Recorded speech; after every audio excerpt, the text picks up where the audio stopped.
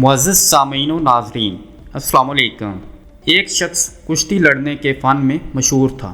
وہ 360 داؤ جانتا تھا اور ہر روز ان میں سے ایک داؤ کے ساتھ کشتی لڑتا تھا۔ ایک شاگرد پر وہ بہت مہربان تھا، اس کو 359 داؤ سکھا دیے، صرف ایک داؤ اپنے پاس رکھا۔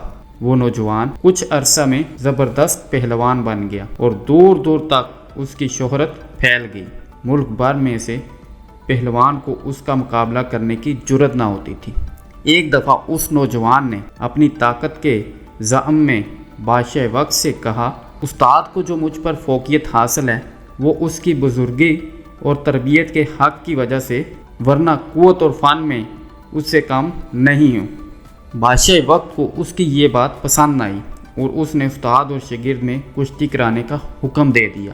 مقررہ دن کو اس دنگل کے لیے شاہانہ انتظامات کیے گئے اور اسے دیکھنے کے لیے خود بادشاہ حکومت کے عہدے دار، دربار کے افسر اور ملک بھر کے پہلوان جمع ہوئے۔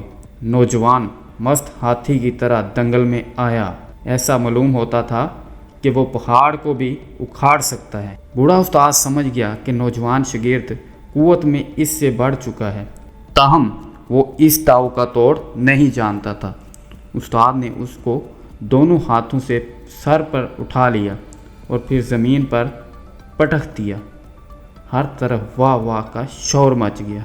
بادشاہ نے استاد کو بے شمار انعام سے نوازا اور نوجوان کو ملامت کی کہ تو طاقت کی وجہ سے مجھ پر غالب نہیں آیا، بلکہ اس نے مجھ سے کشتی کا ایک پیچ چھپا رکھا تھا اور اسی پیچ کی وجہ سے جیت گیا۔